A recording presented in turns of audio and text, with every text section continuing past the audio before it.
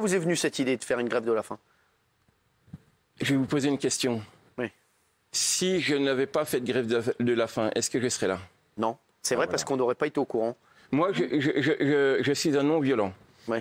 Je me suis dit, tu vas violenter ton corps et ton esprit. On va dire que c'est quelque chose de sérieux. Et les rédactions de presse vont venir te voir. Entre hier et aujourd'hui, j'ai eu à peu près 40 interviews. Tous les médias ont repris. Les médias de presse écrite ont tout repris. Bien sûr, sur les réseaux sociaux, ça a été un énorme buzz. C'est une avalanche. Oui, bien sûr. Moi, je suis pas fait pour ça. Moi, je suis un simple boulanger. Moi, je suis dans mon fournil pratiquement 15 heures par jour, voire plus. J'appartiens pas aux orateurs. J'appartiens pas. Moi, je suis un manuel. Je suis un pur manuel.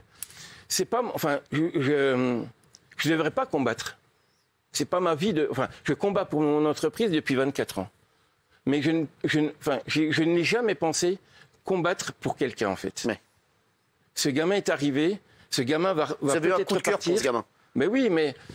Vous avez des enfants? Vous avez des enfants, Stéphane? Je suis en train d'adopter. D'accord. Et ça, vous l'avez considéré un peu comme un fils? Tous mes employés font partie de la famille.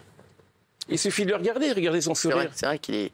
Et là, aujourd'hui, s'il devait repartir, vous seriez dans quel état?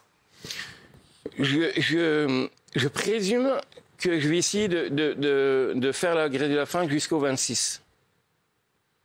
Et je travaille toujours. Hein. D'accord. Je suis toujours au fournil. Vous pouvez pas l'adopter?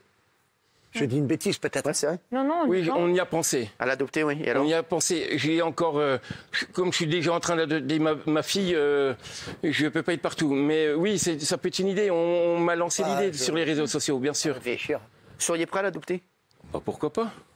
Il a envie, lui. Après. Il vous considère. Là, c'est un grand taiseux. Il a autant un grand sourire qu'il est taiseux. Ouais. Donc, il est super discret. Jamais on l'entend au fournil. Est-ce qu'il parle français? Oui, encore mieux que moi. Alors, ça, c'est important pour l'intégration. Mais il n'y a pas eu d'intégration. Il était déjà intégré dès qu'il était arrivé. Alors, aujourd'hui, on va attendre la situation. Vous allez faire la grève de la faim jusqu'au 26 janvier. Alors, je vais essayer. Vous allez essayer. Mais ça se passe plutôt pas mal. Faites attention parce que c'est vrai que vous avez déjà fait des petits problèmes de santé. Oui. Vous avez pas peur pour votre santé? Vous faites suivre? Oui, j'ai mon infirmière qui vient tous les 3 jours. Mais comment? Si je le fais pas, qui c'est qui le fait?